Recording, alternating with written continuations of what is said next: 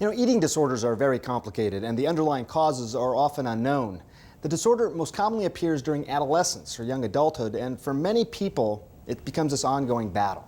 Catherine Calloway tells us about eating disorders and how they might be treated.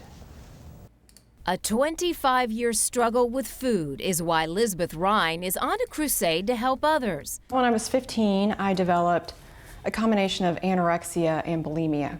I started the anorexia because I thought, well, that's a really quick way to lose weight, being a ballet dancer, and constantly comparing myself to other people, not being thin enough. Over the years, Lisbeth suffered in silence, but now knows she isn't alone. In the U.S., an estimated 11 million people suffer from an eating disorder, and most are women.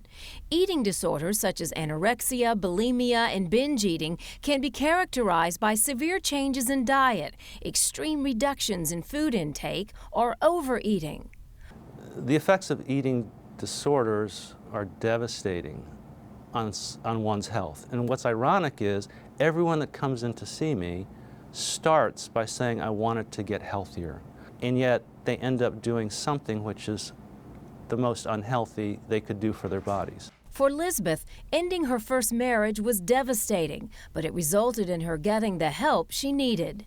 I turned 30 and my first marriage was about over. And that was a big secret of my marriage. He didn't know that I was bulimic. He had no idea. And so that sort of ended, and I just decided, gosh, I'm sick of hating myself. I'm sick of throwing up all the time. And so that really preempted me to get help. The cause of eating disorders is complex and multi-determined. So the treatment of eating disorders has to be individualized. Usually, treatment involves some type of psychotherapy with someone who specializes in eating, food, body image issues. It also is helpful to work with a dietitian or nutritionist, also a physician who knows eating disorders and can be part of the team. Sometimes medication can be helpful. Go get it. The battle to get healthy can take a long time, and it's never ending. I feel great now. Sometimes the urge may come up, but it's not really hard for me to sort of get it back into place.